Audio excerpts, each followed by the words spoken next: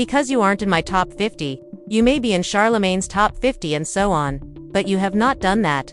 A lot has happened in my life. As if I never wanted to be pushy. I didn't. I never experienced a push moment. Imagine writing about Jim Jones. He was quite kind. He was quite friendly to him. How did you do that? I am concerned about right now. I've been getting busy. I'm outside. I've been setting an excellent example. Did you hear? I have been heard. Jimmy, I broke that in 30 minutes. I reached out to Nas to actually whoa, I'm doing chicken head right now because I really want him to be on this record. I don't really know who Nas is. If he says no, but he knows who my son is. My son can't tell you a single Nas record. Did you hear? Like, let's keep it $1 here. You created a comparison between yourself and Nas, man. Everybody is talking about it now. Why? Out of everyone you pick. Nas, bro. I did not do it. They asked him. Question. Jim Jones isn't just taking smooth shots at Nas anymore. Now he is out here? We're talking about pulling up for real. But let's be honest, Nas barely notices him. When he finally responded, it was so cold and contemptuous that Jim had another collapse. Need this? Isn't your typical rap beef? It's more like Jim is carrying on to a resentment that Nas let go decades ago. This drama dates back to the early 2000s, when diplomats took shots at Nas on mixtapes. Back then, it was just bars and hidden messages. But Nas did not flinch.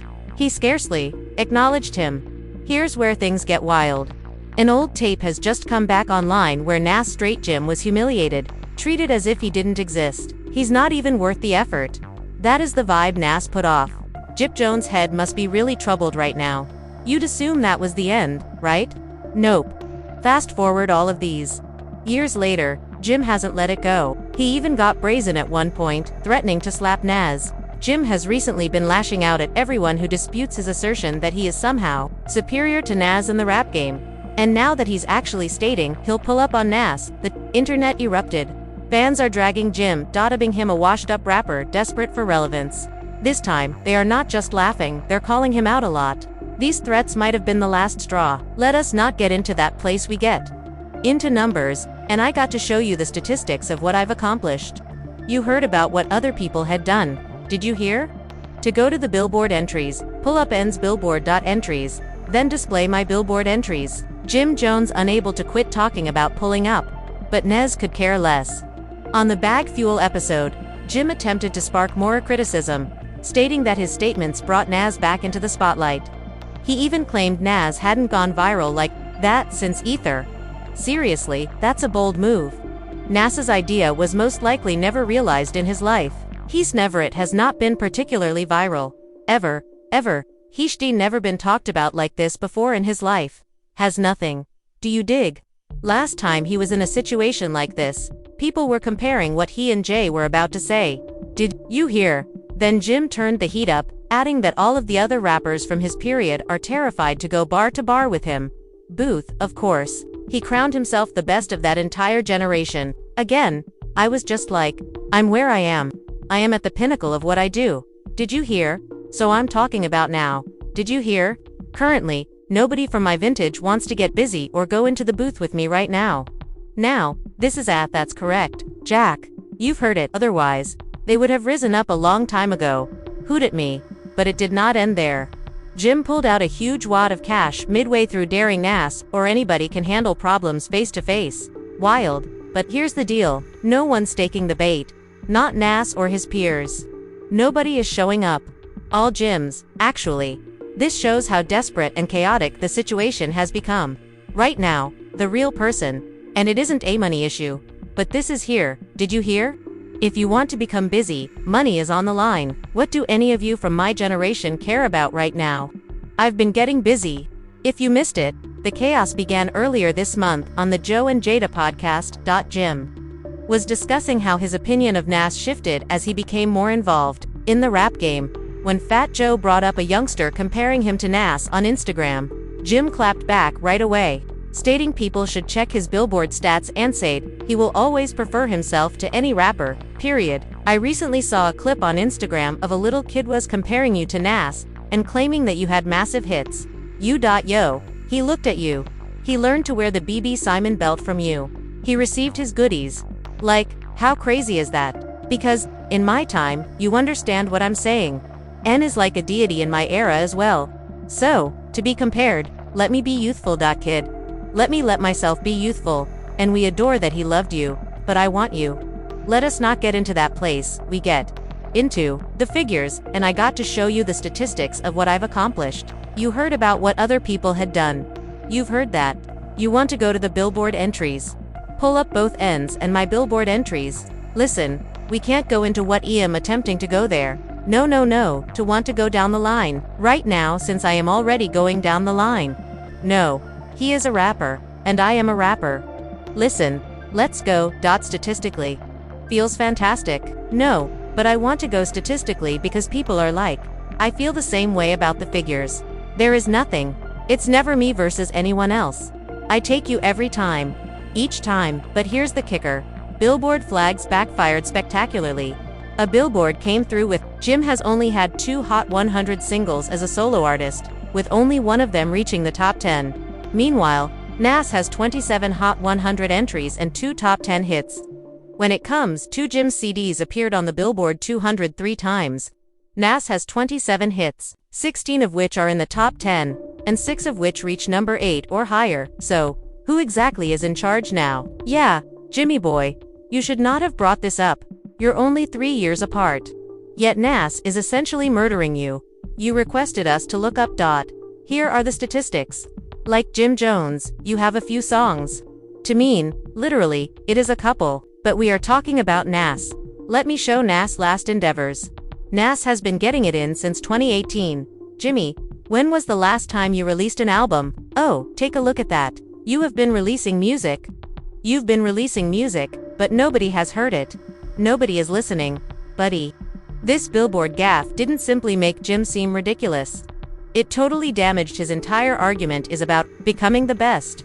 But instead of giving up, Jim kept the pace up. And things heated up again during his sit-down on Nightcap with Shannon Sharpe and Chad Johnson. At first, Jim tried to play it cool by giving Nas accolades for arriving early. Influence existed, but it was short-lived. He instantly changed the tone and began asking how much of that effect it has truly stuck throughout the years. It began when Shannon simply inquired, were you sober when you declared your Ajim's question, is there a better rapper than Nas? You're a smoker, right? Yeah. Were you smoking when you said you're better than Nas? I might have been a little bit. Well, let's get this right. I'm far more influential than Nas, and I don't care what anybody says. I know I made it. I know I made a small mistake. When you talk about sales and all this kind of but, I don't feel like getting into the rhetoric about where I started or where he was saying that. But listen, Nas was good to me in high school. When I was in 10th grade, Nas came out. Nas was awesome. We appreciate him. He had a little run, but Nas always came in second to JDMX, and everyone else as if he never had that type. We never had that kind of influence on us except for his first album. I previously told you I used to want to dress like Nas since he had a lot of new things that the hustlers used. We used to see him on television. He released one of the worst albums of all time, and later in high school he had a cookout like that. So, I really am a fan of Nas, but he lost me after Bell, the movie Belly. As if I'm not going forward with that. Jim, I'm trying to tell you something. I'm being a fan. I'm telling you from the film Belly were on fire, but after that, he sort of lost me. I don't believe we were too much. Jim reacted angrily. Not only did he say every word, but he also claimed to be more influential than Nas too. That is a strange claim. Then Jim mentioned Dipset's short-lived dispute within the early 2000s, Nas said, we the ones that went wild on them boys. Pointing to their 2003 tune, I really mean it, as if it were a huge event. He attempted to spin it as if Dipset had Nas on the ropes.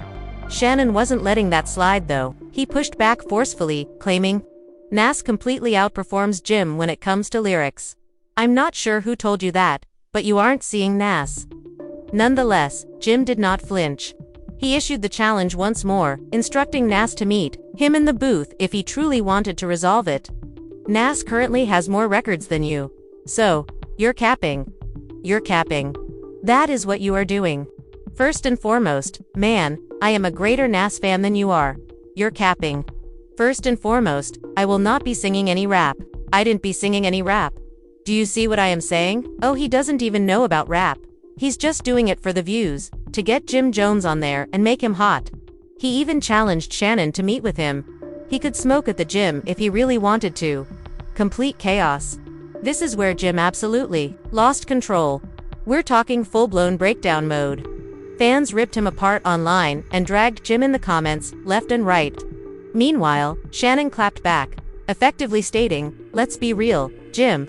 He needs our show far more than we do. You should definitely check out the episode. Now, you should talk to the largest podcast you've ever been on. One record, this is the largest podcast you've ever been on. Do you happen to know which podcast this is? Hold on. No, this name is bigger than this. When you are huge, you are welcomed to shake. Here's what I do. N gets invited to the club, by the club. SH. You aren't at that level yet. Man, a young person relaxes. Chill out.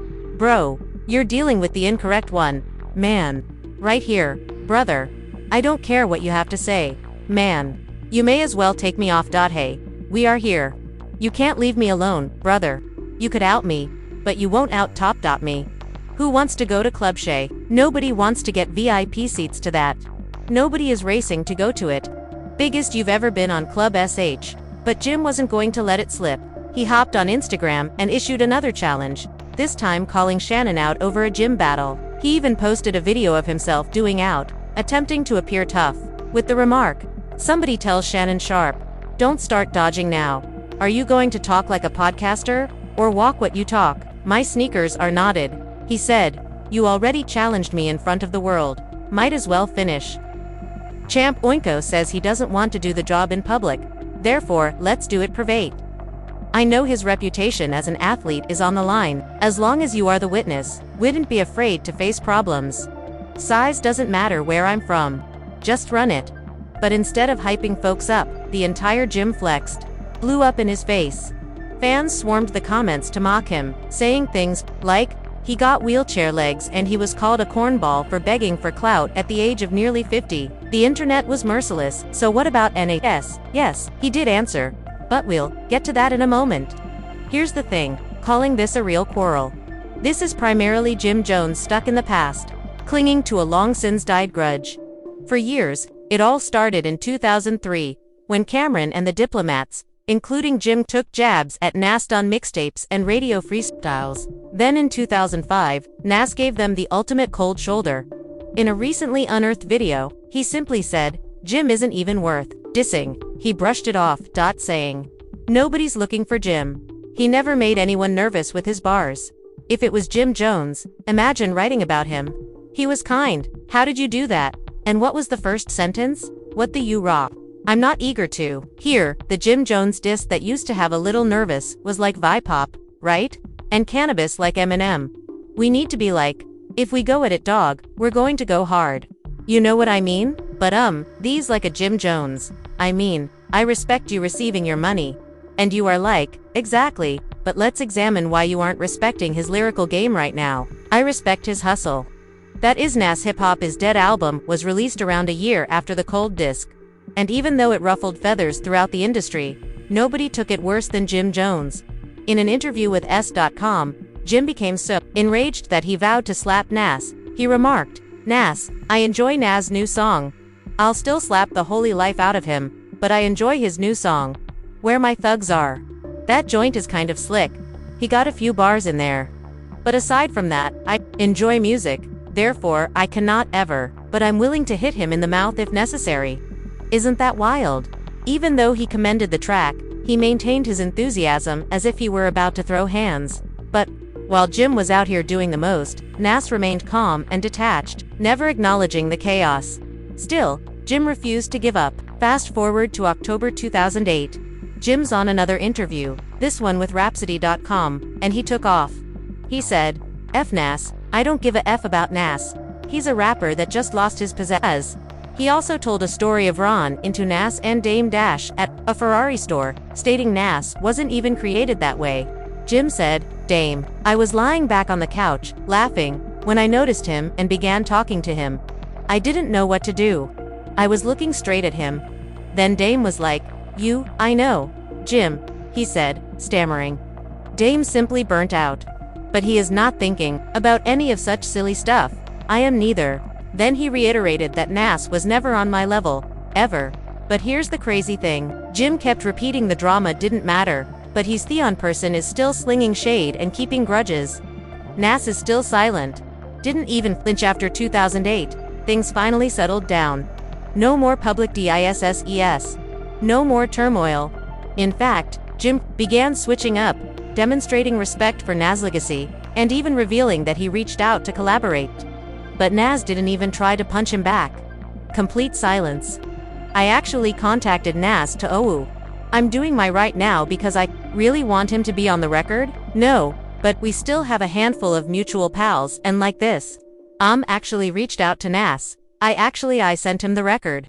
I received an answer from him, not directly, but through the pals that he handed him my phone number. I was told that he wanted to holler at me and like that because he enjoyed the record. That was something else than Dipset. Whatever came before Dipset. I just want to put that on record.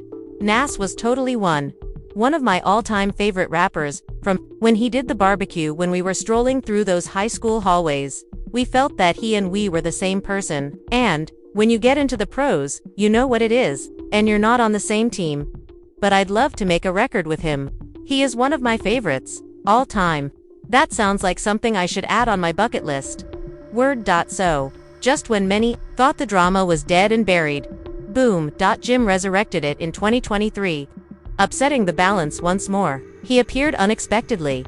He began popping off in interviews, bringing up Nas whenever possible. As if he was trying to settle an old score that no one else remembered. One clip that circulated showed Jim suggesting he was more relevant than Nas. Now, noting Nas only gets mentioned when people discuss old school hip-hop, he said, "Nobody's playing Nas in the club. Ain't nobody riding around to Nas. They riding to me. I admired Nas, but remember Nas first. For the record, the barbecue came out when I was in 11th grade, so Nas was my idol when I was younger. Do you like to dig?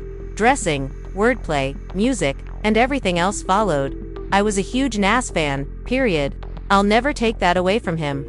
But then, when I got into the game, you gotta recognize that rivals are idols. Not to take away from ITI, establish my own style in my own lane. And these kids begin to draw towards me in the same way that I gravitated toward Nas when I was younger, and so on. It is an entirely different generation." Fans went bananas in the comments, calling it outright delusional. Then came the notorious rap Mount Rushmore part. Jim was asked to name his top 4 performers from his era. Of course, he left Nas off the list completely. When called out, he did not back down. Instead, he stated, "I do not owe Nas anything. That doesn't imply I got a fake. Give him props. That merely adds fuel to an already messy situation." Saga. Despite all of his efforts, Nas still isn't biting. There are no tweets, interviews, or covert It's like he's in an entirely other league than Jim. Outside the venue, people were hammering on the doors. At this point, even Jim's own admirers are beginning to question his infatuation. People are leaving comments asking why he keeps pulling Nas into every interview when Nas has clearly moved on. Others claim it gives midlife crisis figure. Correct? Jim is chasing a ghost he cannot catch. But here's the kicker. After all the hubbub, all the challenges, and all the shots fired by Nas still owns all of the cards. He's not fueling the flames. He is letting silence speaks. And it is louder than anything Jim has screamed. So, now, the real question is, how far is Jim willing to go before realizing he's the only one left in the game? This is the wild part. Jim used to shower Nas with adoration. He openly claimed that Nas was one of his main influences. In interviews, he was even referred to as the Goa. Even when Nas snubbed his plea for a collaboration, Jim persisted, pleading publicly yet still displaying affection as if he was looking for a miracle feature. But now Jim has inverted the whole script. He moved from declaring Nas a legend to claiming he barely rates him, as if Nas is simply an therapist, dismissing his entire legacy as if it didn't matter. The switch-up is ridiculous. So of course, the internet is mocking him. People are saying, whomever pumped Jim up to think he could be that Nas has a secret hatred for him. One individual said, "That is not a hype, man. That's sabotage." Meanwhile, Nas remains completely above the fray. He's living the Hall of Fame lifestyle. There are no back and forths or clout chasing, only greatness. Jim, He's starting to look like the 40-something player still pursuing his first ring when legends are already sitting. Theirs is polished and sitting courtside, but even as Jim believed he was gaining the news, Nas snuck in with the coolest, the quietest clapback, yet it was vicious without saying anything. On June 21st, Nas uploaded an image on Instagram, chilling at a private dinner with LeBron James, Draymond Green, and a few prominent black CEOs. It is unnecessary to include a caption. The message said, "You can't sit with us." The fans got it right away. The comment section erupted with adoration. People said this was the classiest, most devastating way to reduce all of Jim's noise. Something like, "This is how you silence a one-hit wonder," and sometimes the most honest answer is no answer at all. Nas did not need bars. The supper photos spoke for itself. And let's be honest, who still expects Nas to clap back at Jim? He plainly does not know Nas at all. This individual has been operating at a completely different level for decades, and if you need a reminder, listen to one of his coldest bars yet. "It's unusual that I listen to guys who've never been in my position. A caterpillar cannot relate to what an eagle sees." Right, there. That's everything you need to know.